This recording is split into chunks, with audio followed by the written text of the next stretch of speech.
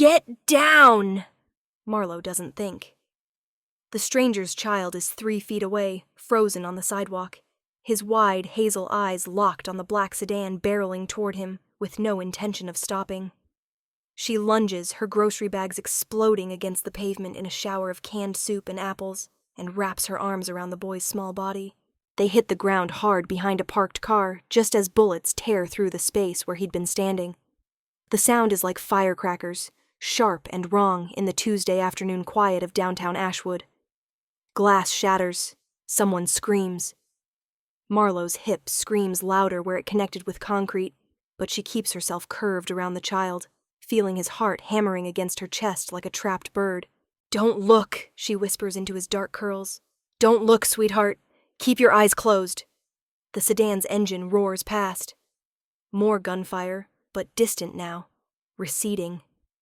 Then silence so absolute it feels like the world has been placed under glass. The boy is trembling. Marlowe realizes she is too, her hands shaking where they cup the back of his head. He can't be more than 6, dressed in clothes that probably cost more than her monthly rent. Navy pea coat with actual horn buttons, tiny leather boots. Someone's precious child. Someone's whole world. "Are you hurt?" The voice comes from above them, male, tightly controlled, but edged with something that makes Marlowe's instincts flare. She looks up. The man standing over them blocks out the sun. That's her first impression. Not just his height, though he has to be at least 6'3", but the way he commands space, like gravity has adjusted itself in his favor. Dark hair falls across his forehead, slightly disheveled, and his eyes are the strangest shade of amber she's ever seen. Almost gold in the afternoon light. His face is all hard angles, sharp jaw, high cheekbones, a mouth pressed into a grim line. But there's something magnetic about it, something that makes her stomach do an odd little flip despite the adrenaline still screaming through her veins.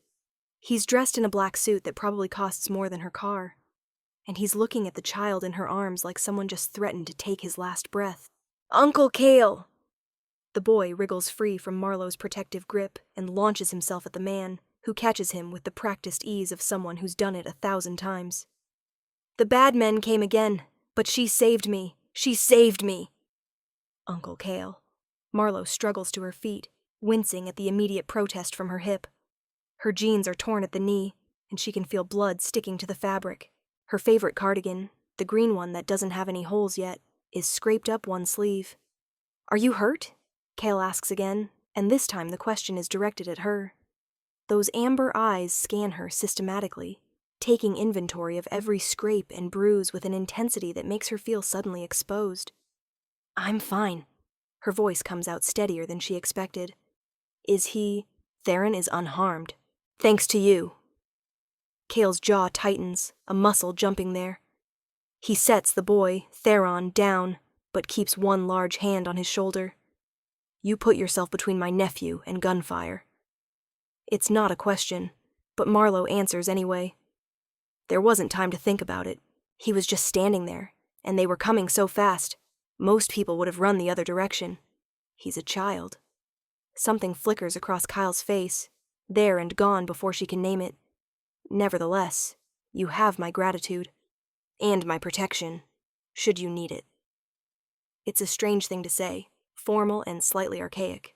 Before Marlowe can respond, 2 more men materialize from somewhere, both built like linebackers and wearing dark suits with telltale bulges under their jackets. Security. They flank Kyle with military precision, and one of them, blonde, with a scar bisecting his left eyebrow, is already speaking urgently into an earpiece. "We need to move, sir. They could circle back. Get the car." Kyle doesn't take his eyes off Marlowe, and send someone to collect her groceries. All of them. "That's really not necessary," Marlowe starts. "You dropped them, saving my nephew's life. It's necessary." His tone brooks no argument. "Do you live nearby?" She should lie.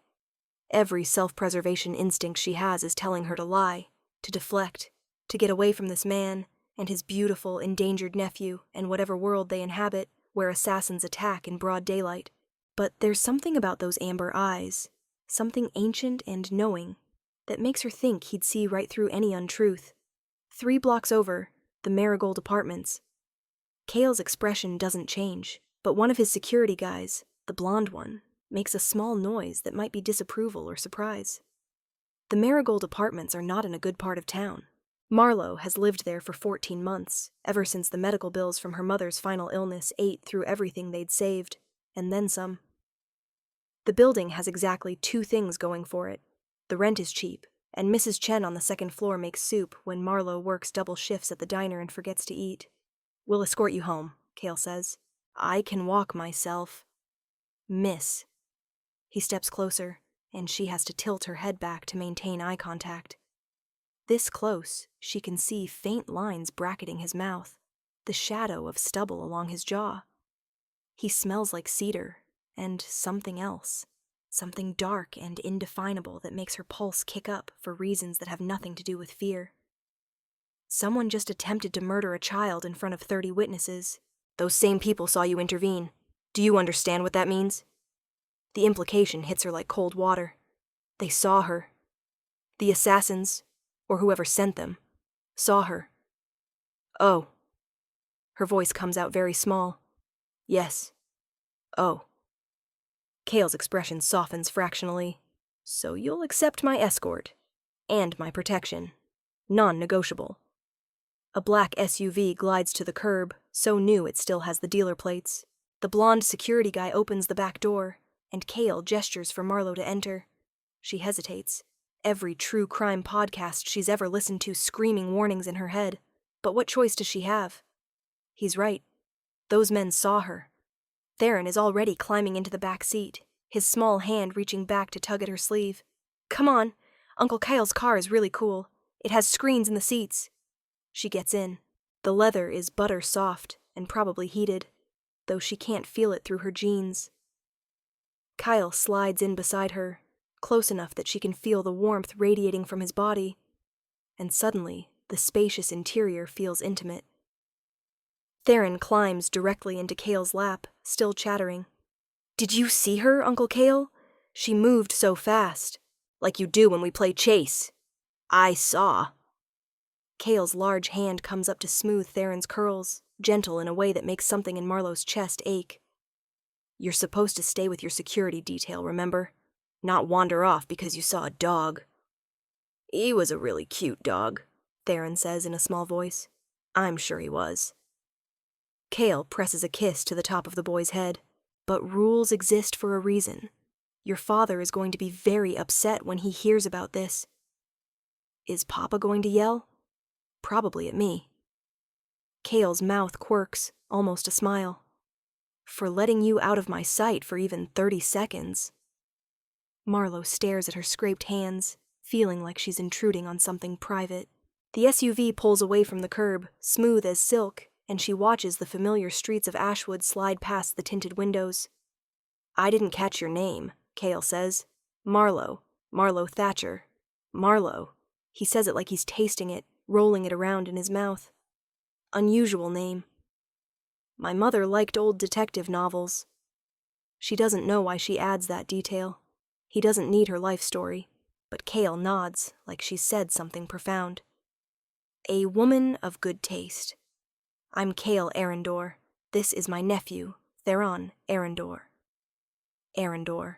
The name tugs at something in her memory, but she can't quite place it. Maybe a business? Ashwood has been gentrifying rapidly over the past decade. Old buildings bought and renovated by development companies with names she can barely pronounce.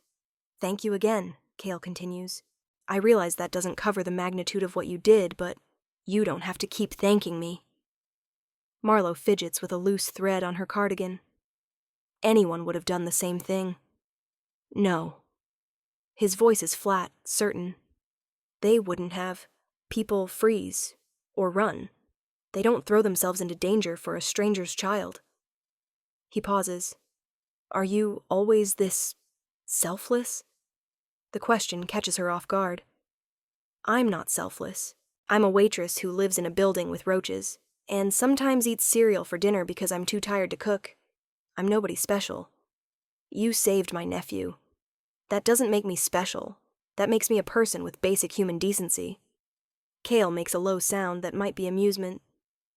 You have an interesting perspective on your own worth, Marlo Thatcher. She doesn't know how to respond to that, so she doesn't. They ride in silence for the rest of the short trip. Just the hum of the engine and Theron's quiet breathing as he relaxes against his uncle's chest. The boy's eyes are starting to droop, shock wearing off probably. She hopes he has a good therapist. Kids shouldn't have to survive assassination attempts. The SUV pulls up in front of the Marigold Apartments, and Marlo feels a flush of embarrassment crawl up her neck. In the harsh light of late afternoon, the building looks exactly as shabby as it is. Peeling paint, cracked concrete steps, Mrs. Martinez's wind chimes tangled in the dead plant hanging from the second-floor balcony. "Third floor," she says. "Apartment 3C. I'll walk you up. You really don't need to. Non-negotiable, remember?" Cale shifts Theron gently into the arms of the blonde security guy. "Stay with Bastion, little one," and exits the SUV. He's around to her side before she can reach for the handle, opening the door and offering his hand like they're at some fancy event instead of in front of the worst apartment building in Ashwood. His palm is warm when she takes it, calloused, which surprises her. Men who wear suits that expensive don't usually have working hands. She leads him up the 3 flights, hyper-aware of every crack in the concrete, every flickering fluorescent light, every dubious stain on the walls. Her keys jingle when she digs them out of her pocket. Too many keys, most of them for locks that no longer exist. Her mother's house key, from before the bank took it. The key to her first car, totaled in an accident that hadn't even been her fault. The tiny brass key to her mother's jewelry box, which contained exactly 1 string of pearls and a wedding ring worn so thin you could barely see the engraving. She can't seem to throw away keys. Her apartment is exactly as she left it, which is to say, clean but sparse. The furniture is second-hand, mostly donated by churches and neighbors who took pity on her. The kitchen is a galley-style afterthought, and her bed is visible through the open bedroom door because the apartment is barely 400 square feet. But there are flowers on the tiny dining table, daisies from the grocery store, the same grocery store where her food is now scattered across downtown pavement, and a quilt her mother made folded over the back of the sagging couch.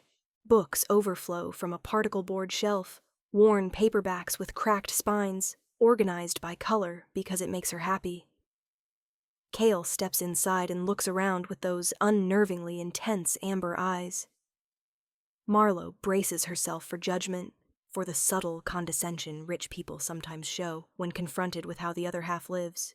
But he says, "You've made it a home." "It's all I can afford right now." She doesn't know why she feels the need to explain. "The medical bills, they took everything. But I'm working my way back, 1 shift at a time." "The diner downtown? Rosie's?" She blinks. "How did you... your shirt?"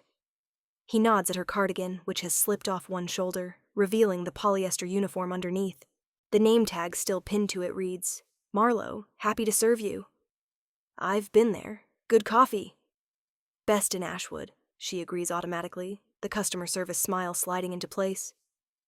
"I'll pass your compliments to Rosie. She takes her coffee very seriously." "What do you take seriously, Marlo?" The question is too intimate, too searching. She turns away, making a show of checking her hip where she hit the pavement. The denim is stiff with drying blood, and when she pokes it, pain shoots up her side. She's definitely going to have a bruise the size of a dinner plate. "You need medical attention." Cale's voice comes from right behind her, closer than she expected. She can feel the heat of him against her back. "It's just a scrape." "Let me see. I'm fine. Marlo." He says her name like a command and a caress all at once. "Let me see." She should refuse. She should usher this strange, intense man out of her apartment and lock the door, and pretend this entire afternoon was a fever dream. Instead, she finds herself peeling back the torn denim, hissing when the fabric pulls at the scraped skin. Cale's sharp intake of breath is almost inaudible, but she catches it. That needs to be cleaned and dressed. "I have a first aid kit under the sink. Where's your bathroom?" She points. He disappears through the narrow doorway and returns with the battered plastic kit, the one with the broken clasp that she has to secure with a rubber band. Without asking permission, he guides her to the couch and sits beside her, close enough that their thighs are touching. "This will sting," he warns, uncapping a bottle of antiseptic. I can do it myself. I know you can. His eyes meet hers, holding her still without touching her. But you don't have to. And maybe it's the adrenaline finally crashing, or the delayed shock setting in, or the fact that no one has taken care of her since her mother died. Probably all three, but Marlo finds herself nodding. Cale's hands are steady as he cleans the wound, careful not to press too hard, dabbing away dried blood with gauze soaked in antiseptic. It does sting, sharp and chemical, but Marlo barely notices because she's too focused on his face. He's frowning in concentration, those full lips pressed into a line, a small crease between his dark brows. His fingers are gentle where they brush her skin, and she realizes with a start that he's probably touched her more in these 5 minutes than anyone has in the past year. She's been so lonely. The knowledge hits her like a physical blow. Not just alone, she's used to alone, but lonely in that deep, aching way that makes her chest feel hollow. All done. Kyle secures the bandage with tape, smoothing it down with more care than the injury warrants. You should change clothes, clean yourself up properly. I'll wait. You don't have to wait. Non-negotiable. There's a hint of a smile now, just the slightest curve to his mouth. I'm sensing a pattern with you. Very independent. Very stubborn. Says the man who ignored every no I gave him today. I prefer to think of it as selective hearing. The smile widens fractionally, transforming his face from severe to devastating. Marlo's stomach does that stupid flip again. Besides, you'll thank me when my people arrive with your groceries. Your people. I have several. She should probably be alarmed by that statement. Instead, she finds herself fighting back a laugh. Do all wealthy people talk like Victorian aristocrats? Or is that just you? Just me, I think. Kyle leans back against her couch cushions, looking completely at ease, despite the fact that he's currently sitting on furniture held together with hope and duct tape. My brother would tell you I'm hopelessly old-fashioned. Theron's father? Something shudders in Cale's expression. Yes, Lucien. He'll want to meet you, to thank you himself. That's really not necessary. It is to him. Family is everything to Lucien. Kyle's voice carries weight, layers of meaning she can't quite parse. Theron is his entire world. Losing him would... He trails off, jaw tight. It's unthinkable. Marlo doesn't know what to say to that kind of intensity, so she changes the subject. Why were those men shooting at a child? It's complicated. That's not an answer.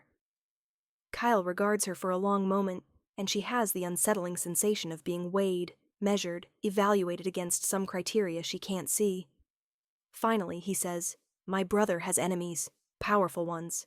They know that the fastest way to hurt him is through his son. What kind of business is your brother in? The kind that makes powerful enemies. His smile is grim. I'm sorry, Marlo. I know that's not the answer you want, but it's the only one I can give you right now. What I can tell you is that you're safe. We'll make sure of it. Because I saved Theron. Because you saved Theron, he agrees. And because anyone who comes after you will have to go through me first. The statement should sound melodramatic. Instead, it sounds like a promise carved in stone. Marlo shivers despite the warmth of her apartment. I should change, she says, needing distance, needing a moment to think without those amber eyes seeing too much. Cale nods and stands, moving to her window, the one that overlooks the parking lot and the dumpsters. She grabs clean jeans and a sweater from her dresser and retreats to the bathroom, closing the door and leaning against it. Her reflection in the mirror looks shell-shocked. Hair escaping its bun, mascara smudged under one eye, a scrape on her cheekbone she doesn't remember getting. She looks like what she is. A woman who threw herself in front of bullets and is only now realizing how insane that was. Her hands shake as she strips off her ruined clothes. The scrape on her hip is already turning purple at the edges. An impressive contusion that's going to make her next few shifts at the diner absolute hell. Rosie will have opinions. Rosie always has opinions. She cleans herself up as best she can with a washcloth and cold water, then dresses in the jeans and an old college sweatshirt that's more holes than fabric. When she emerges, Cale is exactly where she left him, staring out the window with an expression she can't read. "They're here," he says without turning around, "with your groceries." Sure enough, there's a knock at her door. 3 sharp raps. Cale opens it before she can, and the blonde security guy, Bastian, enters, carrying not 1 but 3 bags of groceries. Very full bags, more food than Marlowe bought. "We replaced everything," Bastian says, setting the bags on her kitchen counter, "and added some extras, Mr. Arendor's orders." Marlowe peers into the bags. Her budget canned soup is there, along with the apples, but there's also fresh vegetables, good cheese, coffee that doesn't come in a plastic tub, bakery bread, actual butter. Ingredients she hasn't been able to afford in over a year. "This is too much," she says, throat tight. "It's not enough," Cale counters. "But it's a start." She wants to argue, but Bastian is already leaving, and Cale is checking his phone, a sleek black thing that probably costs more than her monthly rent, with a frown. "Lucien knows," he says. He's on his way. He'll be here in 20 minutes. Here? To my apartment? I couldn't stop him if I tried." Cale pockets his phone. He needs to see with his own eyes that Theron is safe, and he needs to meet the woman who saved his son's life. Fair warning, my brother can be intense, as opposed to you, who is so laid back and casual. Kyle's laugh is startled, genuine, point taken. But Lucien he's different. You'll understand when you meet him. Marlowe has 20 minutes to panic. She spends it putting away groceries with shaking hands, hyper-aware of Kyle's presence in her tiny apartment. He doesn't try to help, just watches her with those unreadable amber eyes, tracking her movements like she's something precious that might shatter. "Can I ask you something?" she says, shoving a jar of fancy pasta sauce into her cabinet. "Of course." "Earlier, you said you'd give me your protection. What does that actually mean?" Cale is quiet for a long moment. "It means exactly what you think it means. No one will harm you. If they try, they'll answer to me. And to Lucien. And your what? Security contractors? Private military?" His smile is sharp, almost predatory. "Something like that." She's opening her mouth to press for a real answer when another knock sounds at her door. This one is different, harder, more authoritative, the knock of someone who expects doors to open for him.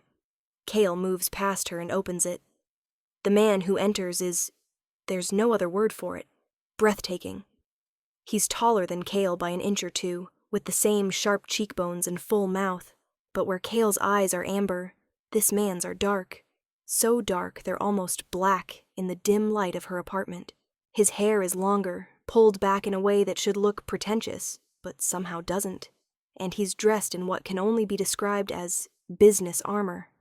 A 3-piece suit in charcoal gray that probably costs more than her car did when it was new. Power radiates from him like heat. It's in the set of his shoulders, the angle of his jaw, the way his gaze sweeps the apartment and catalogs every detail in seconds. This is a man used to being obeyed. "Lucien," Cale says, "this is Marlowe Thatcher. Marlowe, my brother, Lucien Arendor." Lucien's dark eyes fix on her, and Marlowe feels pinned, examined. Then something in his expression softens. Not much, but enough that she can breathe again. "Miss Thatcher." His voice is deep, measured, with an accent she can't place. European, maybe. Old money, definitely. "I owe you a debt I can never repay. You saved my son's life. I did what anyone... Don't." The word cracks through the air like a whip. Lucien takes a step closer, and she realizes he's vibrating with barely contained emotion. "Don't diminish what you did. Theron is my world, my heart. Without him, I am nothing. You gave him back to me, and for that, you have earned my eternal gratitude. And my protection. It's too much. The intensity, the formal language, the weight of obligation being placed on her shoulders, for doing something that was just human. Just right." "I don't want your debt," Marlowe says, lifting her chin. "I don't want anything except for Theron to be safe. That's all. He's a little boy. He deserves to grow up without people shooting at him. Something flickers across Lucian's face. Surprise, maybe, or respect. He exchanges a glance with Kyle, some silent communication passing between them that she can't decipher. "You're quite remarkable," Lucian says finally. Kale didn't exaggerate. "I'm really not. I'm a waitress who lives paycheck to paycheck and eats cereal for dinner. You're a woman who threw herself in front of bullets to save a child you'd never met." Lucian's mouth curves, not quite a smile. "That makes you remarkable whether you accept it or not." He pulls a card from his pocket, thick cream cardstock with embossed lettering, and holds it out. "My private number. If you need anything at all, you call me. Day or night." Marlowe takes the card numbly. "Lucien Arendor, CEO, Arendor Industries." There's a phone number below and an address in the part of Ashwood where the old money lives, behind gates and security systems. Arendor Industries. The pieces click together. "The development company. You're buying up half the city." "Revitalizing," Lucian corrects gently. "Ashwood was dying. We're bringing it back to life. By pricing out everyone who actually lives here." Kyle makes a choked sound that might be a laugh, but Lucien just regards her with those fathomless dark eyes. "You're not wrong," he says. "It's something I've been trying to correct, but that's a conversation for another time. Right now, I want to discuss your safety. I'm safe. You said so yourself. You're safe from immediate threat, but those men saw you, and they work for people who don't leave loose ends. I want to move you somewhere more secure." "No."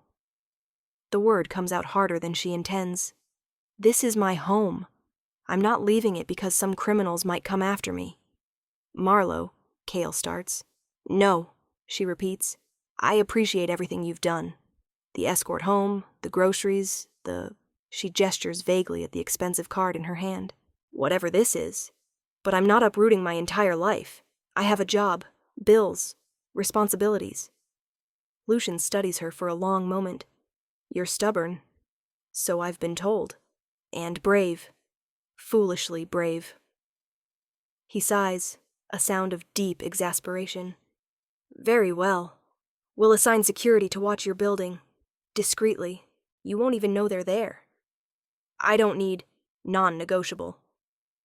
Both brothers say it at the same time, in the exact same tone, and despite everything, Marlowe feels a laugh bubble up in her chest. "Does that line work on everyone?" "Usually," Kyle admits. "Well, it's not working on me." But even as she says it, she knows she's lost this particular battle. They're going to do what they're going to do, and short of calling the police, which, given what happened today, seems unwise, there's not much she can do about it. Lucian's phone rings, a classical melody that sounds like it costs money. He glances at the screen and frowns. "I need to take this. Thank you again, Miss Thatcher. Truly." He nods at Kale. "I'll send the details to your phone. Make sure she has everything she needs." And then he's gone, sweeping out of her apartment like a force of nature, leaving silence in his wake. Marlowe sinks onto her couch, suddenly exhausted. "Your brother is a lot." "That's one way to put it." Kale sits beside her, close enough that their shoulders brush. "But he means well. He's just protective, especially where Theron is concerned." "What happened to Theron's mother?" Kale's expression goes carefully blank. "She died when Theron was very young. It's part of why Lucien is so intense. I was going to say vigilant, but yes, intense works." He turns to face her more fully. "I should let you rest. You've had a traumatic day, but I'll be back tomorrow to check on you." "You don't have to do that." "I know." His amber eyes are warm, almost gold in the fading afternoon light. "I want to." He stands and she walks him to the door because it seems like the thing to do. He pauses on the threshold, one hand on the doorframe, close enough that she can smell cedar and that dark, indefinable something that makes her pulse kick. "Lock this behind me," he says, "and don't open it for anyone except me or Lucian." The security detail will make contact tomorrow morning. A woman named Soraya. She'll show you credentials. Cale. Marlowe. He reaches out, and for a heart-stopping moment she thinks he's going to touch her face. Instead, his hand falls back to his side. Just be careful, please. He leaves before she can respond. She locks the door, deadbolt and chain, and leans against it, trying to process everything that just happened. She saved a child. Met two of the most intense, attractive, powerful men she's ever encountered. Got shot at. Got protected. Got promised eternal gratitude and debt. It's too much. It's all too much. She makes herself a cup of tea with the fancy tea bags that appeared in her grocery delivery and curls up on her couch with one of her battered paperbacks, a historical romance she's read so many times the pages are falling out. But she can't focus on the words. Her mind keeps replaying the afternoon, keeps circling back to Cale's hands on her hip, gentle and sure, and Lucian's dark eyes cataloging everything about her. She falls asleep there on the couch, the book sliding from her fingers, and dreams of amber eyes and bullets and a child's small hand in hers. The next morning, Marlowe wakes to pounding on her door.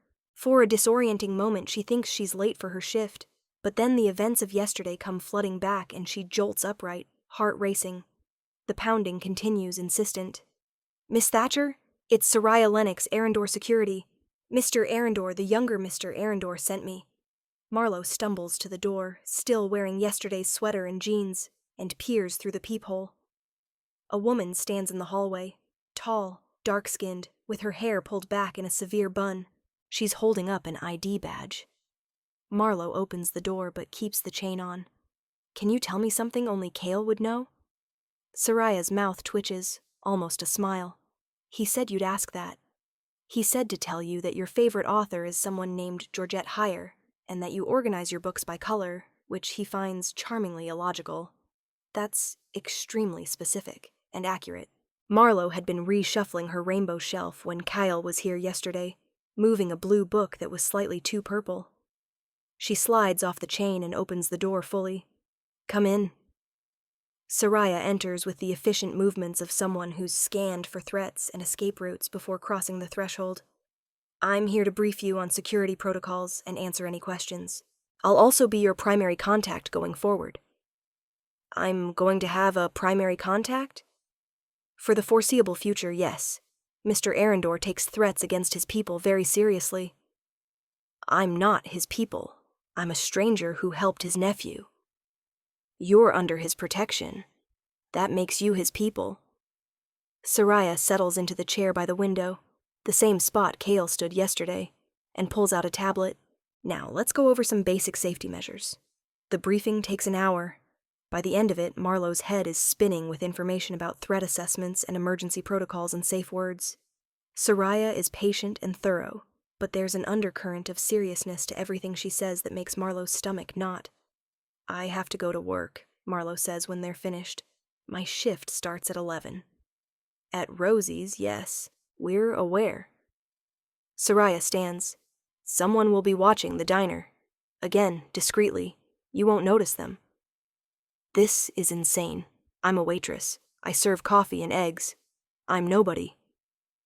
You saved Theron Arendor. Soraya's expression softens slightly. That makes you somebody to the people who matter. After Soraya leaves, Marlowe showers and changes into her uniform. The backup one, since the other is currently in a trash bag, unsalvageable. Her hip aches when she moves, and the scrape on her knee protests every step. But she's worked through worse. Once, she pulled a double shift with the flu because she couldn't afford to miss rent. The walk to Rosie's usually takes 15 minutes. Today, she's hyper-aware of every car that passes, every person on the street. Are they watching her? Are they security, Cale's people, or something worse? She doesn't know how to tell the difference. Rosie takes one look at her when she walks in and points to the back booth. Sit. I'm not late. Sit, Marlowe. Now. She sits. Rosie, 60 years old, built like a fire pole, with the personality to match, brings her coffee and a plate of pancakes she didn't order. Eat. Then tell me why you look like you got hit by a truck. So Marlowe tells her. An edited version, anyway. Saved a kid, got scraped up. Everything's fine now. She doesn't mention the bullets, or the errandors, or the security detail that's apparently watching her every move. Rosie listens, her weathered face unreadable. When Marlowe finishes, she says, "You're a good girl. Too good for this neighborhood, too good for this job. But you got a target on your back now, don't you?" "I don't know what you mean." "Yes, you do." Rosie leans back, arms crossed. "Rich people don't do favors without strings. You remember that? It's not like that." "Isn't it?" But Rosie sighs and pats her hand. "Just be careful, baby girl. That's all I'm saying." The shift passes in a blur of coffee refills and orders shouted to the kitchen. Marlowe's hip throbs every time she pivots, and by hour 3 she's seriously considering taking one of the painkillers she's been hoarding for emergencies. But painkillers cost money, and this isn't an emergency. Not really. She's clearing table 7 when the door chimes, and Cale walks in. He's dressed more casually today, dark jeans, a black sweater that probably costs more than her weekly paycheck, but he still commands the space. Conversation's quiet when he enters. Heads turn. Rosie, manning the register, goes very still. His amber eyes find Marlowe immediately. "Miss Thatcher, may I have a word?" "I'm working." "It will only take a moment." Rosie makes a shooing gesture. "Go on, I'll cover your tables." Marlowe follows Cale outside, into the weak morning sunshine. The street is quiet. Too quiet, she realizes. Where are all the usual pedestrians? The morning rush? "Did you clear the street?" she asks. Soraya thought it wise. "Just for a few minutes." Kyle's hands are in his pockets, his expression unreadable. "How are you feeling?" "Sore, confused, slightly paranoid." "That's reasonable." He steps closer and she catches that cedar scent again, mixed with coffee. "I wanted to check on you, and to bring you this." He pulls a phone from his pocket, sleek, new, expensive. "Your number is programmed in, along with mine, Lucian's, Soraya's, and Bastion's. If anything happens, anything at all, you call." "I have a phone." "I'm aware. This one is secure, encrypted, untraceable." He holds it out. "Please." She takes it because arguing seems pointless. The phone is warm from his pocket, and she has the absurd thought that she's holding something he was just holding, that there's an intimacy in that. "There's something else," Cale says. "Lucian wants to host a dinner, tomorrow night, to formally thank you." "That's really not necessary, I know. You've said. But it's important to him, and—" Cale hesitates, and for the first time since she met him, he looks uncertain. "I'd like you to come. Not because of obligation or debt, because I'd like to see you again, in a context that doesn't involve assassins and medical supplies." Oh. Are you asking me on a date?" The words come out before she can stop them. "I'm asking you to dinner, with my brother and nephew present, so technically no." His mouth curves, that almost smile that transforms his face. "But I'd like it to be, eventually, a date, if you're interested." Marlowe's heart is doing acrobatics in her chest. She should say no. She should put distance between herself and these complicated, dangerous, wealthy men who operate in a world she doesn't understand. She should protect herself. But when she looks at Cale, really looks at him, she sees the way he's holding himself carefully, like he's braced for rejection. She sees the hope in his amber eyes, usually so controlled and unreadable. "Okay," she hears herself say. "Dinner, tomorrow." The smile he gives her is worth every ounce of anxiety currently flooding her system. "I'll pick you up at 7. He leaves before she can change her mind, and she stands on the sidewalk for a long moment, holding the expensive phone and wondering what the hell she's gotten herself into. Rosie has opinions. "You're playing with fire," she says the moment Marlowe returns. "Rich men like that, they're trouble." He seems nice. They always do. Until they don't. But Rosie's expression softens. "Just keep your guard up, baby girl. Don't let them make you into something you're not." Marlowe promises she won't, but as the day wears on, she finds herself thinking about Cale, more than is probably wise.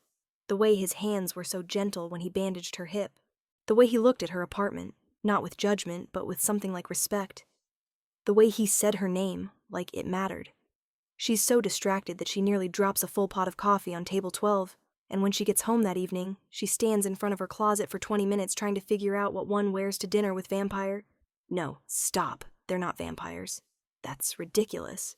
They're just wealthy, powerful men with unusual names and even more unusual mannerisms.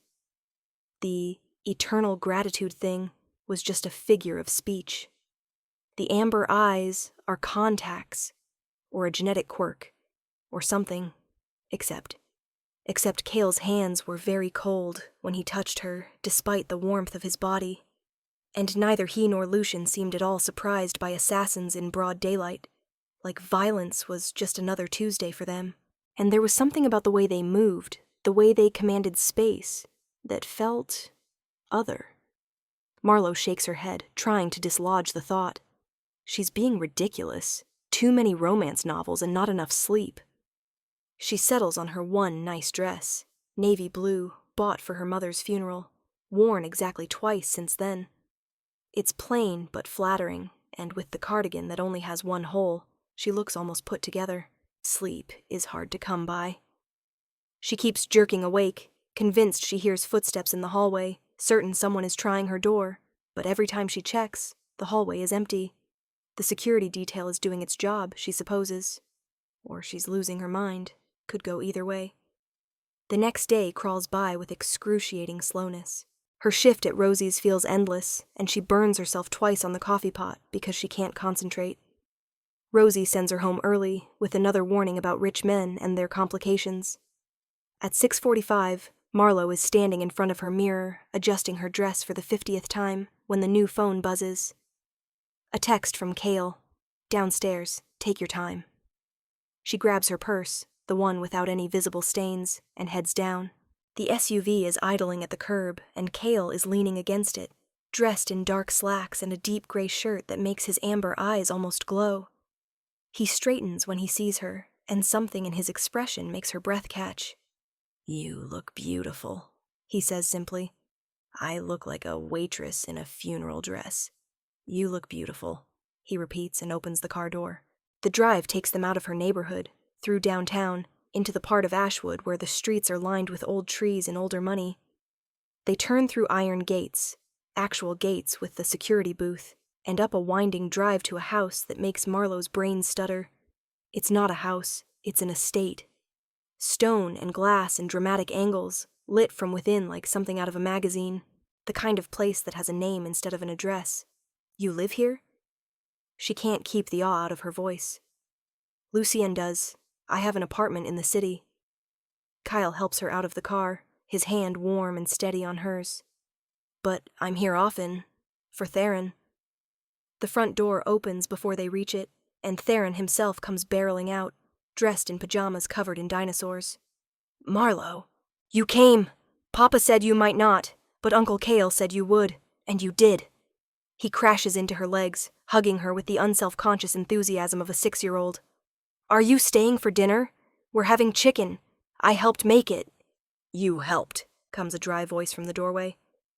Lucien, dressed more casually than yesterday but still managing to look like he stepped out of a fashion magazine. "By which you mean you ate half the ingredients before they made it into the pan."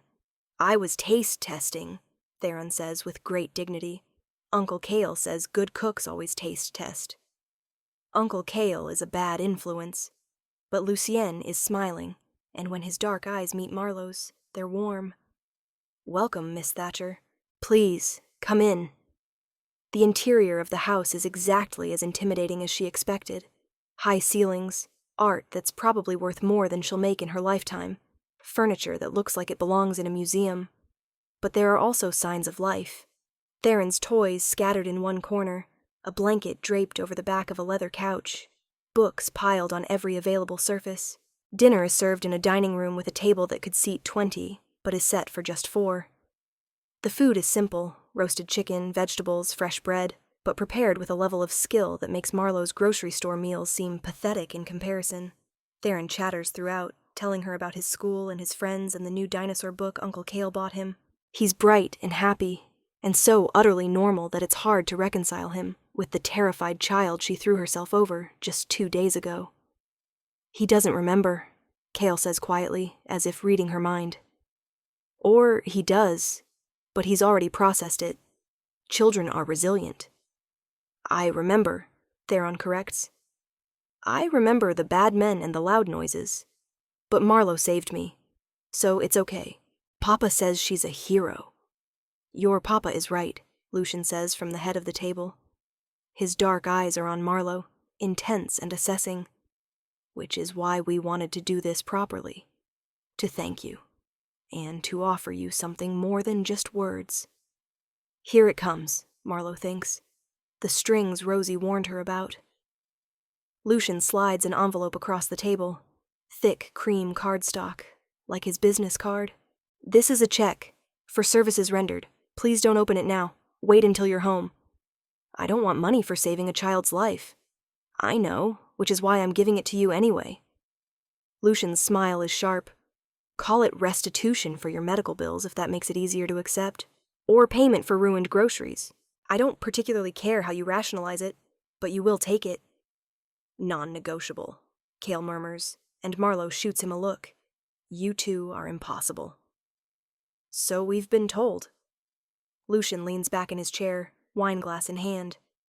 Now let's discuss your living situation. What about my living situation? It's inadequate. The Marigold is in one of the highest crime areas in Ashwood. The building itself is poorly maintained, and your locks wouldn't stop a determined toddler. He ticks off the points like he's reading from a list. I want to relocate you somewhere more secure. No. Marlo sets down her fork with more force than necessary. I already told you. I'm not suggesting charity, Lucian interrupts smoothly. I'm offering you a job. Arendor Industries is always looking for competent people, and Kale tells me you're extremely competent, organized, resourceful, good in a crisis. His mouth quirks. Excellent qualities in an executive assistant. Marlo stares at him. You want to hire me as your assistant? Not mine. I already have an assistant. But the company is expanding, and several of our executives need support staff. The position comes with a competitive salary, health insurance, and housing assistance. You'd be able to afford a much better apartment, perhaps even save money. It's too much, too convenient, too perfectly designed to fix all her problems. Why? She asks. Why would you do this? Because you saved my son. Lucian's voice is quiet, but intense. Because you deserve better than serving coffee to people who don't appreciate you. Because Kale asked me to, and I rarely deny my brother anything. Take your pick. She looks at Kyle, who's watching her with those amber eyes. You asked him? I suggested he had an opening that might suit you, Kyle says carefully. The rest was his idea. This is too much. The dinner, the money, the job offer, it's all too much. It's not enough, Lucian counters. It will never be enough, but it's a start. He stands, and somehow the gesture feels significant, like he's making some kind of formal declaration. I'm not asking you to decide tonight. Think about it. But know that the offer stands, regardless of whether you accept my brother's attention. My attention? Kale's voice is mild, but there's an edge to it. Please, you've been staring at her like she's the only person in the room since she arrived. Lucian's smile is knowing. I'm going to put Theron to bed. Kyle, try not to be too obvious. He sweeps out, Theron trailing behind him after giving Marlo another enthusiastic hug, and suddenly she's alone with Kale in a dining room that feels entirely too intimate. I apologize for my brother, Kale says after a moment. He's direct. He's not wrong, though. You have been staring. Yes. No denial, no deflection, just simple honesty. You're very easy to stare at. Heat floods her cheeks. You barely know me. I know you threw yourself in front of bullets for a stranger's child. I know you live in a building that should be condemned, but you've made your apartment into a home anyway. I know you organize your books by color and drink terrible coffee and work yourself to exhaustion because you're too proud to accept help. He stands and moves around the table, stopping a careful distance away. I know that when I touch you, your pulse speeds up, and when I'm near you, you bite your lower lip like you're trying not to smile. So, no, I don't know everything about you yet, but I'd very much like to. This is crazy. But her voice comes out breathy, uncertain. You're crazy. Probably. He takes a step closer. May I kiss you, Marlo? She should say no. She barely knows him. This is too fast, too intense, too everything. But she's been so alone for so long, and he's looking at her like she matters, like she's precious. And when was the last time anyone looked at her like that? Yes, she whispers. He closes the distance between them slowly, giving her time to change her mind. But she doesn't. His hand comes up to cup her face, thumb brushing her cheekbone, and then his mouth is on hers, and the world narrows to just this. The warmth of his lips, the taste of wine, the way his other hand settles at the small of her back, like he's been wanting to touch her there for days. The kiss is gentle at first, almost questioning, but when she makes a small sound and fists her hands in his shirt, it deepens. His tongue brushes hers, and heat floods through her, pooling low in her belly. She can't remember the last time she was kissed, really kissed, and certainly never like this. Like she's something rare and worth savoring. When they finally break apart, she's breathing hard, and his pupils are blown wide, just a thin ring of amber around the black. That was... She can't finish the sentence. Inadequate, Cale says roughly, but it's a start. He presses one more kiss to her forehead, achingly tender. Let me take you home. The drive back is quiet, charged with unspoken things. Cale holds her hand the entire way, his thumb tracing absent patterns on her palm. When they pull up to the Marigold, he walks her to her door like he did before. Think about Lucian's offer, he says. Not because of me, but because you deserve better than this. What if I like this? What if I've worked hard to make this my home? Then I'll respect that, but promise me you'll at least consider it. She nods, too overwhelmed to argue. He kisses her again, brief and sweet, and then he's gone, leaving her standing in her doorway, with her lips still tingling, and her heart doing complicated things in her chest.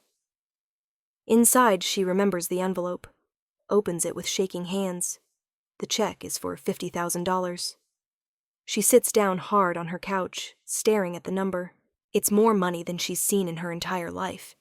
Enough to pay off her mother's medical debt. Enough to actually save. Enough to change everything. The note tucked inside the envelope is written in bold, slashing handwriting. Not payment. Not charity. Just gratitude from a father to the woman who gave him back his world. Ellie. She should return it. It's too much. But when she thinks about her mother's bills, about the collection agencies that still call, even though the debts aren't legally hers, about the way she's been living on the edge of financial ruin for over a year, she keeps the check. The next week passes in a strange dream. Marlo works her shifts at Rosie's, but she's already given notice. Lucian's job offer came through officially, a position as executive assistant to one of his vice presidents, with a salary that makes her want to laugh, or cry, or possibly both. Cale texts her every day. Small things, good morning messages, photos of things that made him think of her, questions about her day. He takes her to dinner twice, both times to places where the waiters wear white gloves and the menu doesn't have prices. They talk for hours, and she learns that he's older than she thought, 38 to her 29, and that he's never been married because he never found anyone worth the commitment. She learns that he and Lucien are part of a very old family, the kind with histories that stretch back centuries and secrets that aren't discussed with outsiders. She learns that Theron's mother really did die in childbirth, and that Lucian has been raising him alone with Cale's help ever since. What she doesn't learn is what exactly the Arendors do, beyond the cover of real estate development. But she's starting to suspect it's more complicated than she wants to know. On her last day at Rosie's, her boss pulls her aside. You be careful with those men. I will. I mean it, Marlo. They're not like us. Rosie hesitates, choosing her words carefully. There are rumors about that family, old rumors, dark ones. What kind of rumors? But Rosie just shakes her head. Just watch yourself, baby girl. And if things get weird, really weird, you call me, day or night. Marlo promises, but she doesn't think she'll need to. Everything has been perfect. Too perfect, maybe, but she's trying not to question it. Her new apartment is in a building with actual security, in a neighborhood where people walk their dogs after dark without fear.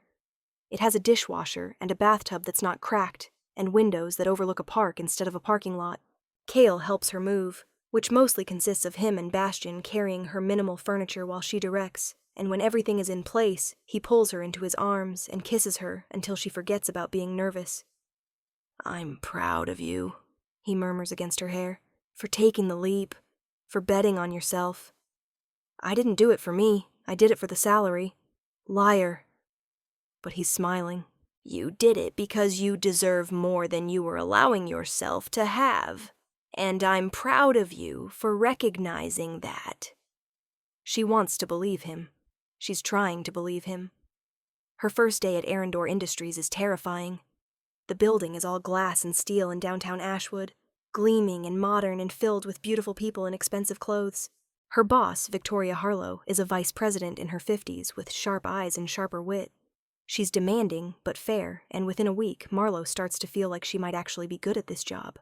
She has health insurance for the first time in 2 years. She can buy groceries without calculating every penny. She pays off her mother's debts in one satisfying online transaction and cries in her new bathroom for 20 minutes afterward. Life is good. And then, 3 weeks after she saved Theron's life, everything falls apart.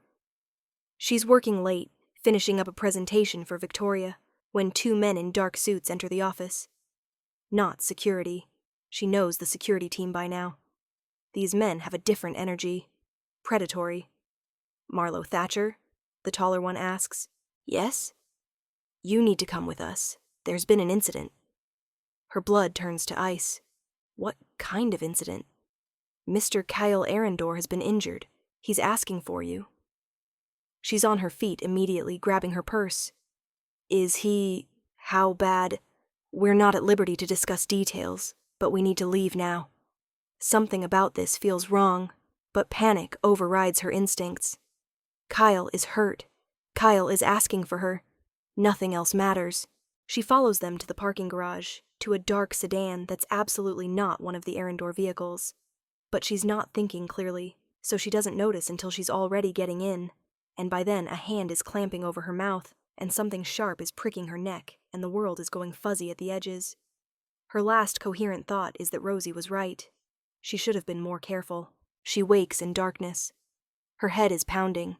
Her mouth tastes like copper, and her hands are bound behind her back. When she tries to move, pain shoots through her shoulders. "Awake, are we?" A light flicks on, blinding. Marlo squints against it, trying to see who's speaking. A man steps into view. Middle-aged, unremarkable, the kind of face that disappears in a crowd. "Miss Thatcher, welcome. I apologize for the accommodation. We're working with limited resources at the moment." "Who are you?" Her voice comes out as a croak. "No one important, but the people I work for, they're very important, and very interested in you." "I don't understand." "Don't you?" The man crouches in front of her, and she can smell cigarettes on his breath. "You saved Theron Arendor's life. You've been seen with both Kale and Lucian Arendor multiple times. You've been given a job, an apartment, financial compensation. You've become," he pauses, considering, "precious to them, which makes you valuable to us." "I'm nobody. I'm just your leverage." The man stands. "See, the Arendors are very difficult to negotiate with. They don't respond to threats or bribes or rational argument. But they do respond to threats against people they care about. And right now, Miss Thatcher, that's you." Terror claws up her throat. "What do you want?" "Not me. My employers. They want the Arendors to back off from certain business interests, to stop interfering in matters that don't concern them. You're going to help convince them." "They won't. I'm not important enough." "We'll see." The man walks to the door, then pauses. "Oh, and Miss Thatcher?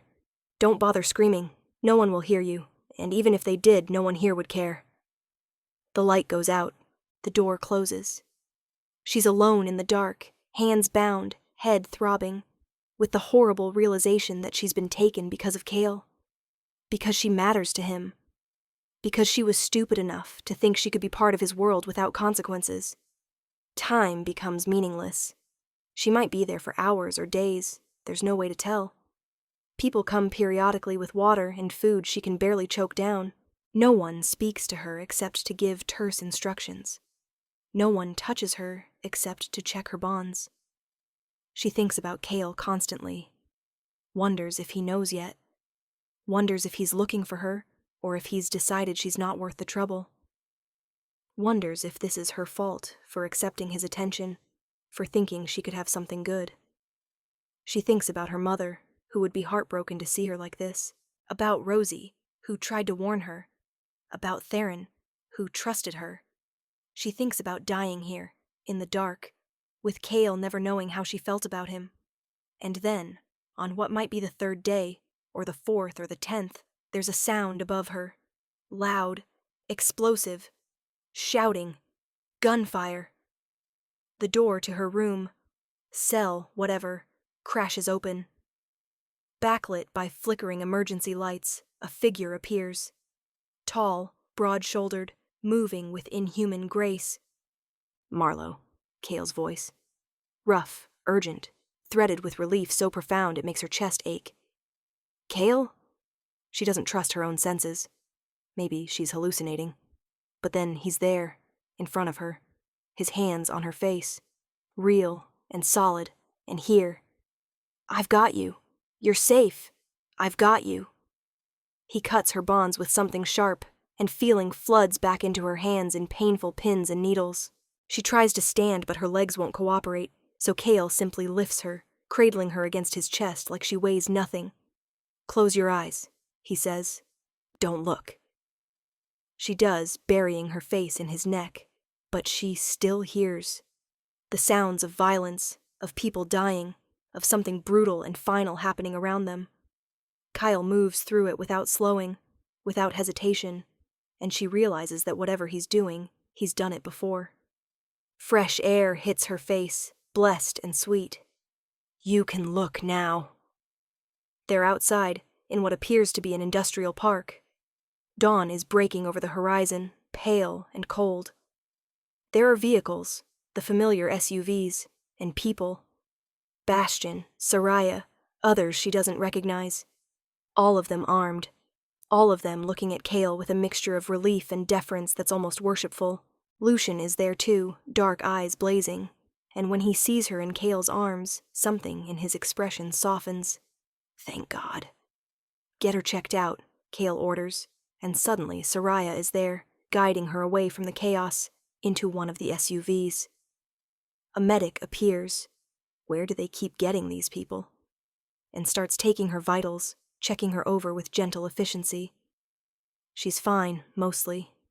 Dehydrated, bruised where she struggled against the bonds, possibly in shock. But alive. Alive. Through the SUV's window, she watches Cale talking to Lucien. Both men are covered in blood. Not their own, she thinks.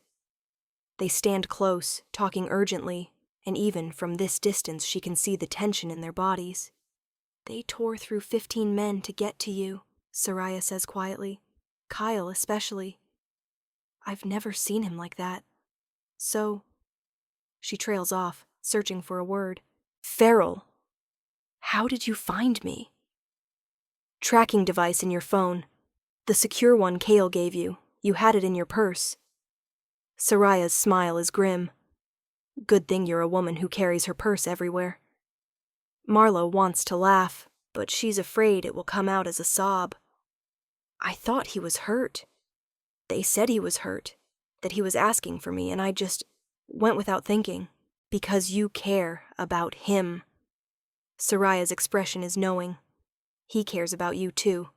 That's why this happened. I know, the man. He said I was leverage. You were. And now the people who took you are dead, and everyone in this city knows what happens when you threaten someone under Arendor protection. Soraya's voice is matter of fact, like she's describing the weather. Message sent and received. The medic finishes and deems her fit to travel. Cale appears immediately like he was waiting just out of sight. Take her to the estate. Put her in the east wing, the suite with the attached bathroom and the sitting room. Post guards. No one gets in except family. I can go to my apartment, Marlowe starts. No. The single word is absolute. Not until I know it's safe. Not until I've eliminated every possible threat. You'll stay with us. Kyle! Non-negotiable. He lifts her hand to his lips, pressing a kiss to her scraped knuckles. Please, Marlowe. Let me keep you safe. Let me do this one thing. She's too tired to argue. Too wrung out from fear and relief and the strange, surreal nature of everything that's happened. So she nods, and Cale's shoulders drop slightly, tension bleeding out of him. Lucian's estate has never looked so good. The suite they give her is bigger than her entire former apartment, with a bed so soft she nearly cries when she sinks into it. Someone, probably someone who gets paid to think of these things, has already stocked the bathroom with toiletries and the closet with clothes in her size. Soraya stays with her while she showers, standing guard outside the bathroom door, which should feel invasive but actually just makes Marlowe feel safe. The hot water is heaven on her sore muscles, and she stays under the spray until it starts to run cold. When she emerges, wrapped in a robe that probably costs more than her car, Cale is waiting. He's changed clothes and showered elsewhere. No more blood, just clean, dark clothes and damp hair, but he looks exhausted. There are shadows under his eyes and new tension lines bracketing his mouth. Are you hurt? She asks. I'm fine. Are you? I'm fine. They stare at each other for a long moment. Then Marlowe crosses to him and wraps her arms around his waist, pressing her face against his chest. He goes rigid for a heartbeat before his arms come around her, holding her so tightly she can barely breathe. I thought I'd lost you, he says into her hair. When I got the alert that your tracker was moving and you weren't answering your phone, I thought, his voice breaks, I thought I was too late. You weren't. You found me. I should have protected you better, should have assigned more security, should have anticipated they'd try something like this. Should have. Cale. She pulls back enough to look at his face. You saved me. You and your brother and all your people. I'm alive because of you. You were taken because of me. I knew the risks. Soraya briefed me, remember? I knew there was danger. Knowing intellectually and living through it are different things. His hand comes up to cup her face, and she sees his fingers are shaking. Kyle, who's always so controlled, is shaking. I'm sorry, Marlowe. So sorry. Stop apologizing and kiss me. He does, desperate and deep, pouring everything he clearly can't say into the press of his mouth against hers. She kisses him back with equal desperation, needing the connection, needing proof that they're both alive, and here and together. When they finally break apart, he rests his forehead against hers. Stay, he whispers. Not just tonight. Stay. Move into the estate. Let me protect you properly. Cale. I know it's fast. I know it's insane. But I can't. He swallows hard. I can't go through that again. Knowing you're out there, vulnerable, without me. It's not sustainable. You want me to move in. With you and Lucienne and Theron. Yes. That's crazy. I'm aware. She should say no, should insist on maintaining her independence, on not letting fear dictate her choices, should put distance between herself and this intense, complicated man. But she's so tired of being alone, and the truth is she feels safest when he's near. Okay, she hears herself say. Okay. The relief on his face is almost painful to witness. He kisses her again, softer this time, and then simply holds her, his face buried in her neck. Thank you, he murmurs, for trusting me, for staying, for being alive. She falls asleep in his arms, on top of the covers, still wearing the expensive robe, and for the first time in days, maybe weeks, maybe longer, she feels safe. The next few days are strange. Marlowe heals slowly, the bruises fading from purple to yellow-green, the scrapes on her wrists healing over. Cale rarely leaves her side, and when he does, either Soraya or Bastian or one of the other security people are nearby. Theron is delighted to have her at the estate. He shows her his room, a child's paradise of toys and books, and a bed shaped like a race car, and insists she read to him every night before bed. She does, curled up in the race car with him tucked against her side, reading about dinosaurs and dragons and far-off places. Lucian is more reserved, but she catches him watching her sometimes, with an expression she can't quite read. Approval, maybe, or assessment. She's not sure. It's during one of these quiet evenings, after Theron is asleep and Cale is off doing mysterious business things with his brother, that Marlowe finds herself in the estate's library. It's massive, 2 stories, floor-to-ceiling shelves, more books than she could read in a lifetime. She's browsing idly, trailing her fingers over leather spines, when a particular section catches her eye. Arendor family history. She should probably leave it alone. But curiosity has always been her weakness, so she pulls down a volume at random and settles into one of the leather armchairs by the window. The book is old, the pages yellowed and slightly brittle. It's written in a flowing script that takes effort to decipher, but as she reads, a strange picture begins to emerge. The Arendors have been in Ashwood, or rather the land that would become Ashwood, for centuries, since before there was a city, when it was just wilderness and native tribes and endless trees. The family is described in terms that sound almost mythological: powerful, long-lived, fiercely protective of their territory. There are references to the gift and the bloodline and the old ways that make no sense to her modern sensibilities. But there are also records of births and deaths spanning centuries, and when she does the math, something doesn't add up. Lucian's listed birth date, if this record is accurate, would make him over 300 years old. That's not possible. Obviously, it's a mistake, or the records are symbolic rather than literal or something. Find anything interesting? She startles so badly the book nearly slips from her hands. Kyle is in the doorway, watching her with those amber eyes that suddenly seem a lot less human than they did 5 minutes ago. I'm sorry, I shouldn't have. It's fine. The library is for everyone. He crosses to her, moving with that uncanny grace he has, and glances at the open page. The family histories. They can't be accurate. The dates don't make sense, don't they? He settles into the chair across from her. What if I told you they were completely accurate?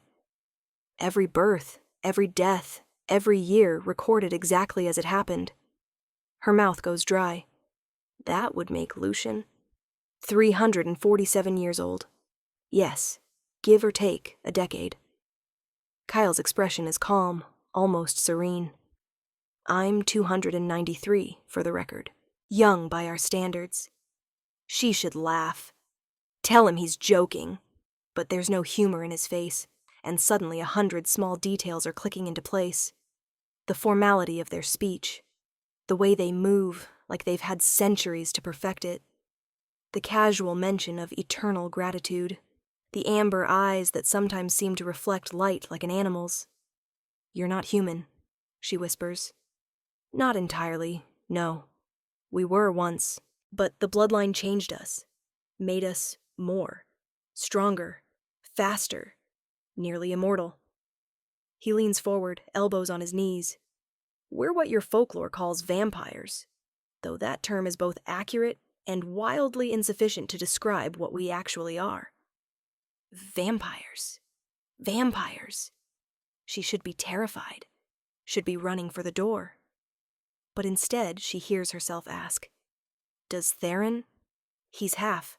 His mother was human, so he'll age normally until adulthood, and then the aging process will slow dramatically. He'll probably live for centuries, like us. Kyle's voice is soft. Does this change things? Between us? Does it? She's sitting in a library, in an estate owned by a 300-year-old vampire, talking to another vampire she's been kissing for the past month. She was kidnapped because of her association with vampires. She's currently living under the protection of vampires. Her life has become a paranormal romance novel. I don't know, she says honestly. It's a lot to process. I understand. And I'm sorry. I wanted to tell you sooner, but Lucian thought it would be safer if you didn't know. If you could plausibly deny any knowledge of what we are. His hands are clasped tightly between his knees. But after what happened, after you nearly died because of your association with us, it seemed wrong to keep lying. Are there others? Other vampires? In Ashwood? A few? In the world? Thousands. We're not common, but we're not as rare as humans think. He pauses. We don't kill to feed, if that's what you're wondering. We have arrangements, blood banks, willing donors. It's been centuries since our family killed for sustenance. But you kill for other reasons. She thinks of the men who took her, the sounds of violence as Cale carried her out. Yes. No apology, no justification. We protect our own, always. She should be horrified. Instead, she finds herself thinking that those men were going to kill her, and Cale made sure they never hurt anyone again. I need time, she says, to think, to process this. Of course, take all the time you need. He stands, and for a moment he looks lost, vulnerable in a way she's never seen him. For what it's worth, Marlowe, my feelings for you are real. Everything between us has been real, regardless of what I am. After he leaves, she sits in the library for hours, staring at the family histories, trying to reconcile the man she's been falling for with the creature he's just revealed himself to be. Vampire!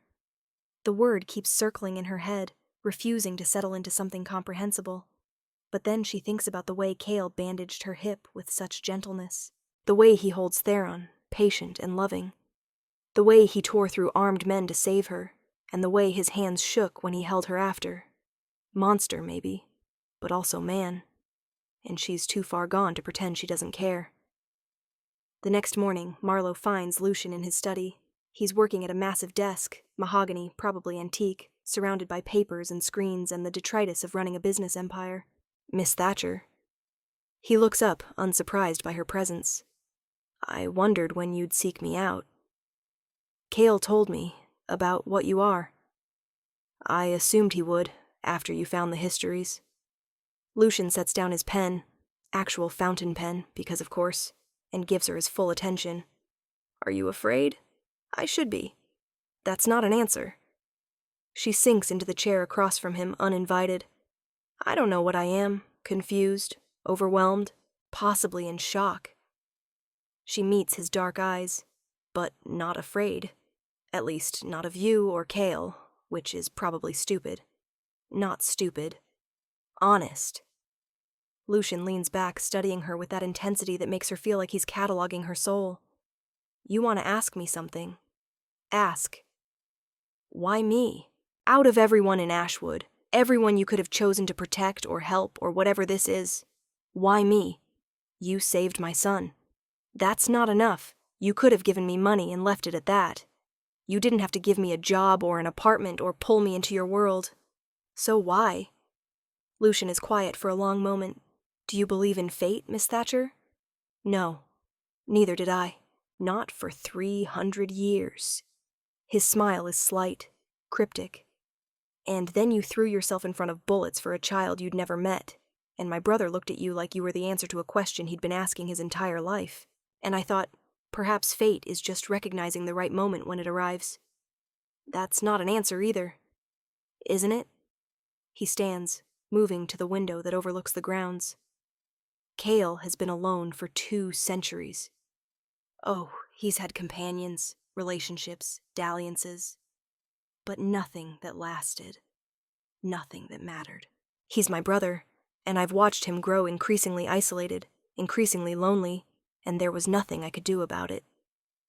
He turns to face her, and then you appeared, brave and selfless, and refusing to be impressed by our wealth or power. You made him laugh. You made him hope. So yes, I brought you into our world, because I thought, perhaps selfishly, that you might stay in his. He's a vampire. Yes. I'm human.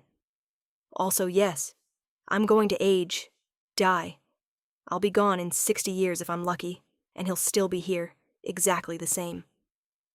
There are ways around that, if you choose. Lucian's voice is careful.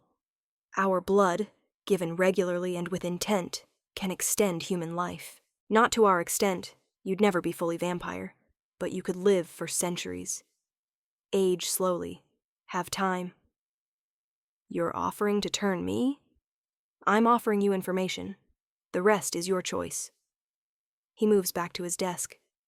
But you should know, Marlowe. My brother loves you. He hasn't said it.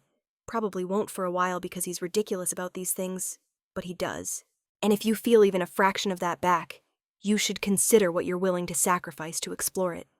She leaves his study more confused than when she entered. Because the truth is, she does feel something for Cale. Something big and terrifying and entirely too fast. And the idea of walking away from it, of him, makes her chest ache. But becoming a vampire? Living for centuries? It's too much to contemplate. She finds Cale in the training room. Yes, the estate has a training room, complete with weapons and sparring mats, working through forms with a sword that looks like it belongs in a museum. He moves like water, fluid and precise, and she watches from the doorway for several minutes before he notices her. Marlowe. He lowers the sword, not even breathing hard. Everything all right? I talked to Lucian. I heard. These walls are thicker than they look, but vampire hearing is excellent. He sets the sword in a rack with others. What did he tell you? That you love me? Kyle goes very still. He had no right. Do you? For a long moment he just looks at her. Then, yes. I know it's too soon. I know it's insane given everything. But yes. I love you, Marlowe Thatcher. I think I started falling the moment you threw yourself in front of bullets without hesitation. And I've been falling ever since. I'm human. I know. I'm going to age and die while you stay exactly the same. I know that too. His voice is rough. Believe me, I've thought about it. Every day since I met you, I've thought about it. But I'm selfish enough to want you anyway, for however long I can have you.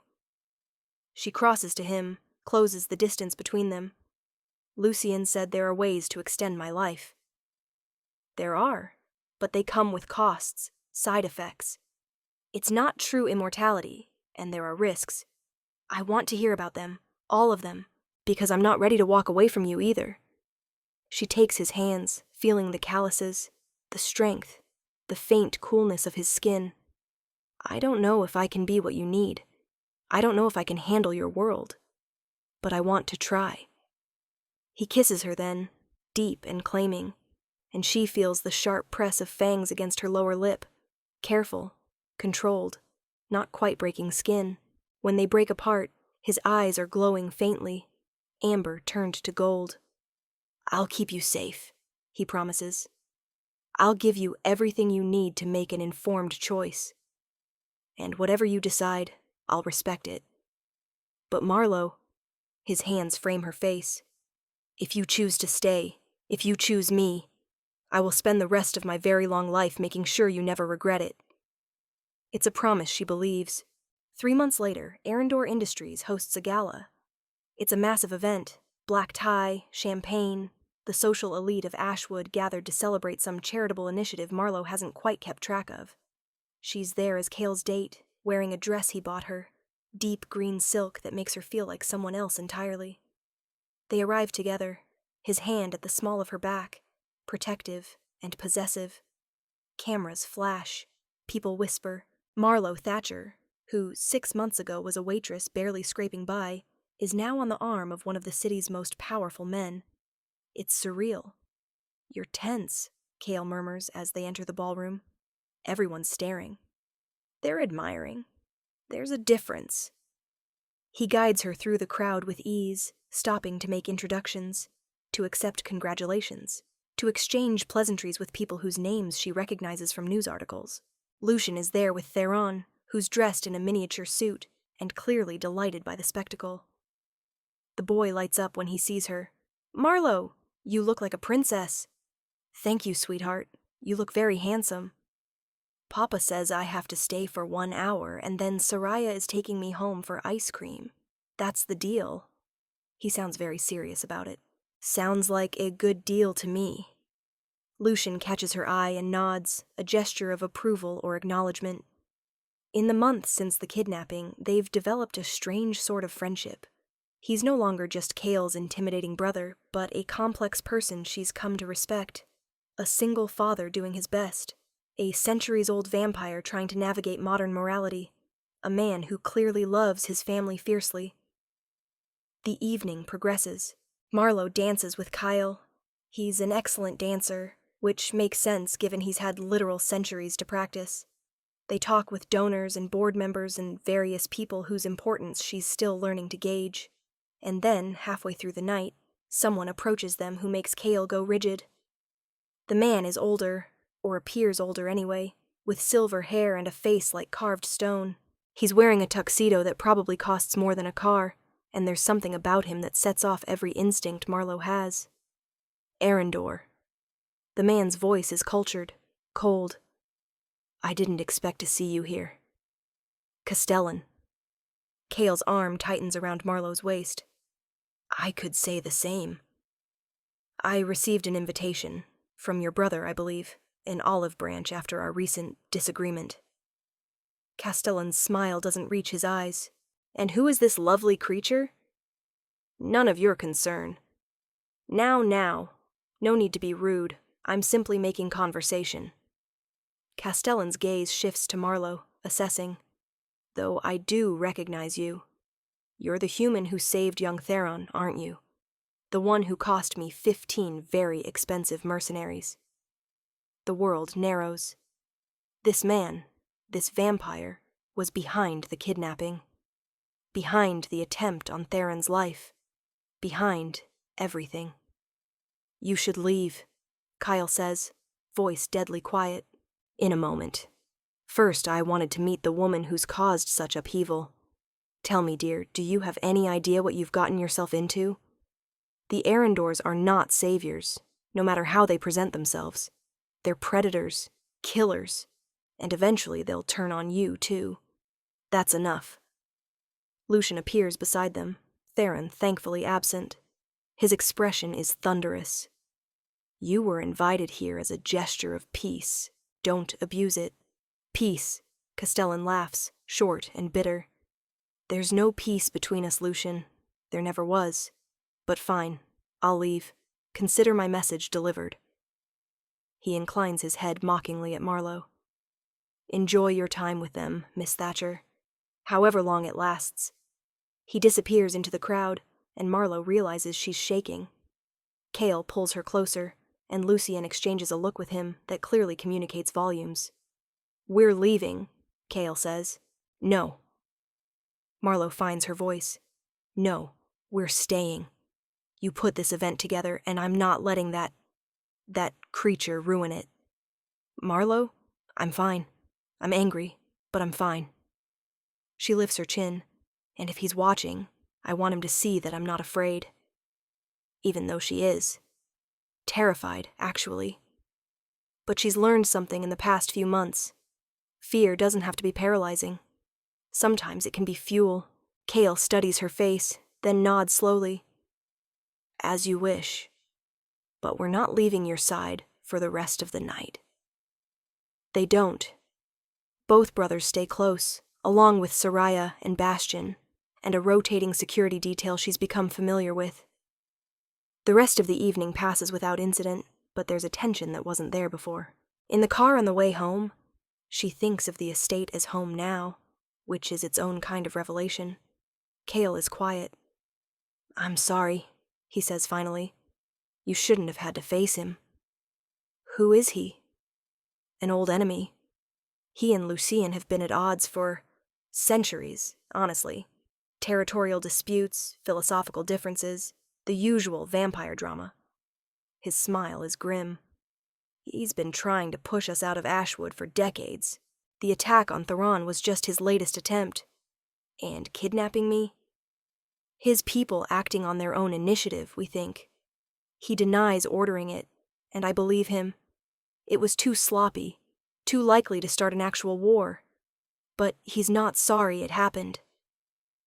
Kale's hand finds hers in the darkness. You were magnificent tonight, standing up to him, refusing to be cowed. I was terrified. I know. That's what made it magnificent. He brings her hand to his lips. You're stronger than you give yourself credit for, Marlowe Thatcher. That night, for the first time, she stays in Kale's room instead of the guest suite. They don't make love. Not yet. They're both too aware of the implications, of the intimacy of that next step. But they sleep tangled together, and she feels safer than she has since the kidnapping. Safer than she's felt in years, honestly. In the morning, Lucian calls them both to his study. He looks tired, which is unusual. Vampires don't really get tired the way humans do. Castellan is making moves, he says without preamble. Trying to force us out of several key properties. I think last night was his way of announcing he's escalating. So we escalate back, Kale says. No. Lucian's voice is firm. We don't give him the war he wants. Instead, we make a public statement. Something that shows our commitment to Ashwood and our people. Something he can't easily counter. What kind of statement? Marlowe asks. Both brothers look at her. Lucienne speaks first. A claiming. Public recognition of you as part of our family. Under our protection formally, not just as a courtesy. You want to claim me. It would make you untouchable, Kyle says quietly.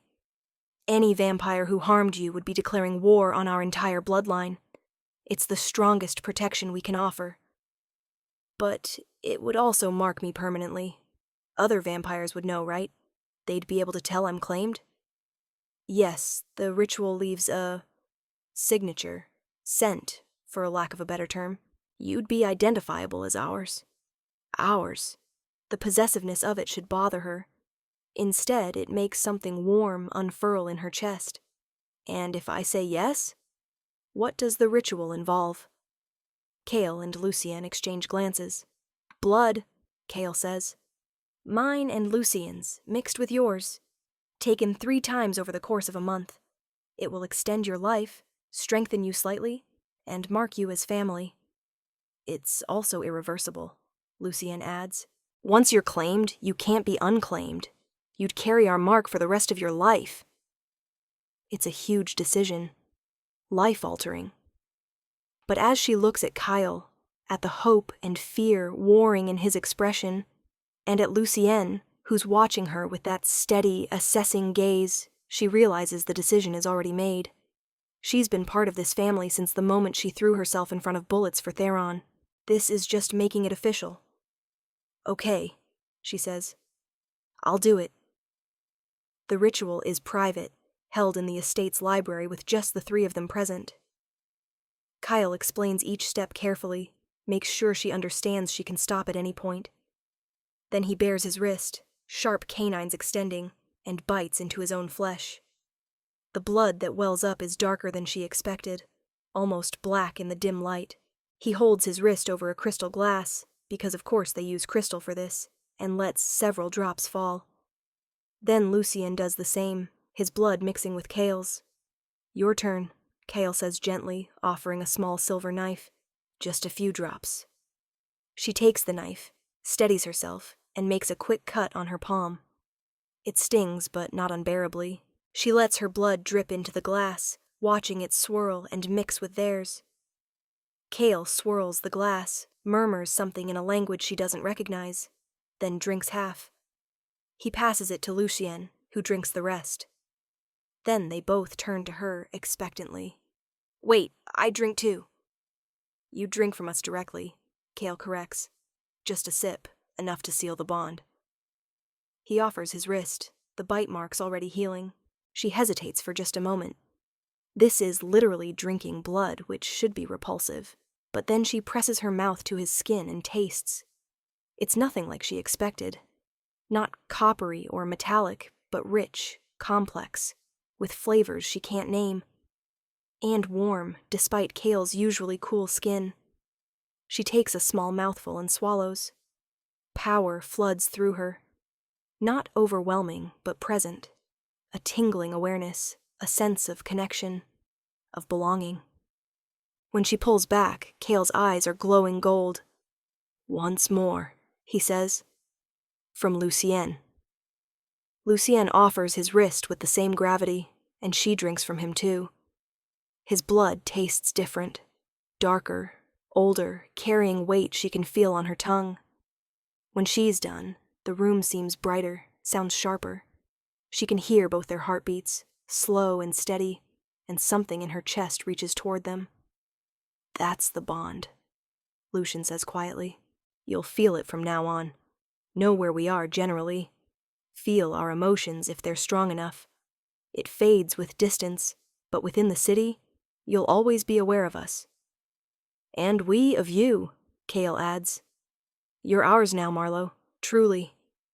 She touches her palm where she cut it. The wound is already closing, healing faster than should be possible. Is that normal? "It's the blood. It will heal you, strengthen you. You'll notice small differences over the next few weeks. Better hearing, faster reflexes, increased endurance." Kyle takes her hand gently. "How do you feel?" "Strange. Good strange. Like I've had 6 shots of espresso and a full night's sleep at the same time." She looks between them. "Is it always like this?" "The first time is the strongest. It will settle." Lucien moves to a cabinet and returns with a decanter of what's probably very expensive liquor. "But you should drink something to ground yourself. The euphoria can be disorienting." She accepts the glass and sips. The alcohol burns pleasantly, centering her. The overwhelming awareness fades to something manageable, and she realizes she can still feel them. A warm presence at the edge of her consciousness. But it's not intrusive. 2 more exchanges, Kale says. 1 next week, 1 the week after. Then the bond will be complete, and you'll carry our mark permanently. No backing out. You can stop any time. But the partial bond will fade over time if not completed, and you'll be left with no protection and some very confusing vampiric traits. His smile is wry. I'd recommend seeing it through. I will. She's surprised by how certain she sounds. I want this. And she does. She wants to belong to them, to this strange found family. She wants the protection and the connection, and the promise of time. Not forever, maybe, but longer than her human lifespan would allow. She wants Kale, for as long as she can have him. The second exchange happens a week later, easier now that she knows what to expect. The third happens the week after that, and by the end of it, Marlowe can feel the bond settle into place like a key turning in a lock. She's theirs. They're hers. It's done. The public claiming happens at another gala, this one specifically called for the purpose. The Arendors announce that Marlowe Thatcher is formally under their protection, recognized as family, untouchable by vampire law. The human guests don't understand the significance, but the vampires in attendance do.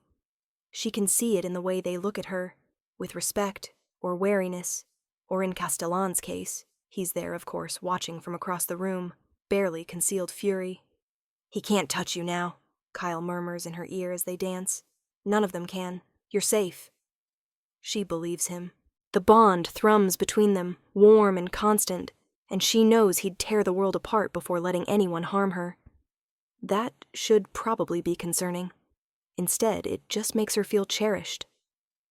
Later, after the crowds have dispersed and Theron is in bed, and Lucien has retreated to his study, Kale takes her to his room. He's nervous, she can feel it through the bond, and it makes her smile. We don't have to do anything, she says, touching his face. If you're not ready. I've been ready since the moment I met you. He catches her hand, kisses her palm. But I want this to be right.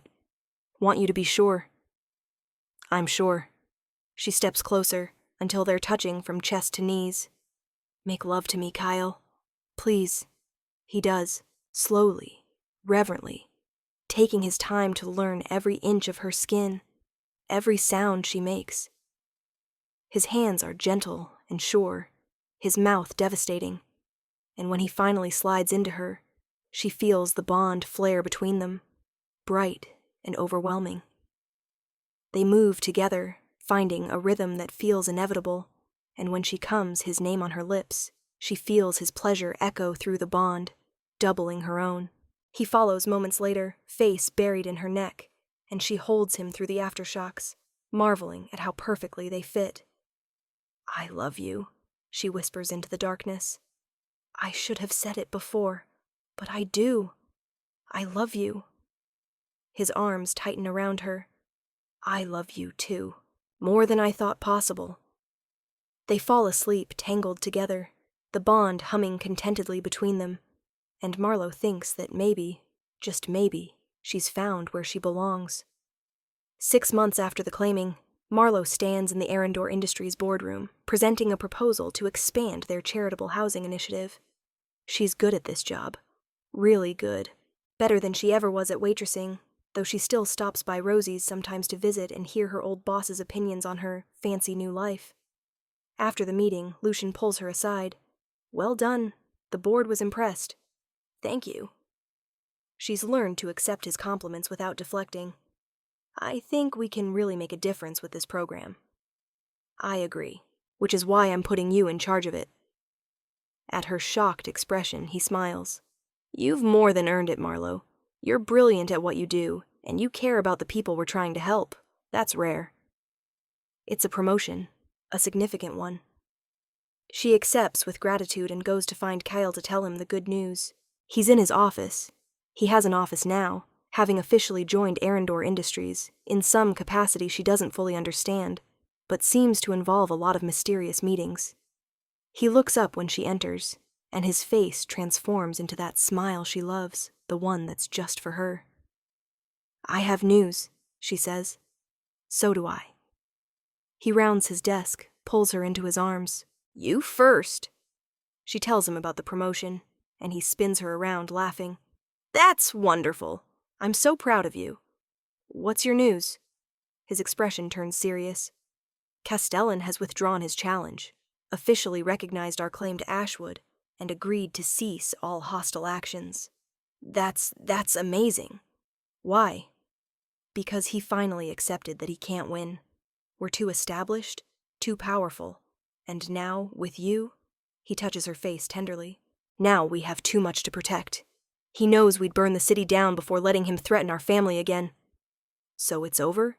Really over?" "As over as anything is in vampire politics. There will be other challenges, other enemies. But this particular threat? Yes, it's done." She kisses him, relief and joy flooding through their bond. They've survived. They're safe. They have time. That evening, the whole family gathers for dinner. Her, Kale, Lucian, and Theron. It's become a tradition, these quiet family meals where they're just people, and vampires, who love each other, not powerful forces navigating dangerous politics. Theron is telling a long, complicated story about something that happened at school, and Marlowe listens with half an ear, content to simply be here. Part of this, loved and protected, and home. Kale's hand finds hers under the table, squeezes gently. She squeezes back, and through their bond she feels his contentment mirror her own. "I'm glad you stayed," he murmurs during a lull in Theron's story. "I'm glad you chose us." "I'm glad I threw myself in front of those bullets," she murmurs back. "Best decision I ever made." "Even knowing what you know now? What we are?" "Especially knowing what you are." She leans into him. "You're mine, Kale Arendor, for as long as I have you. And I'm yours, for as long as you'll have me." It's a promise, a vow, and as the evening stretches on, filled with laughter and warmth and the peculiar magic of family, Marlowe knows she'll keep it. She saved a child, met a vampire, found a home, and lived happily ever after, or at least for the next few centuries.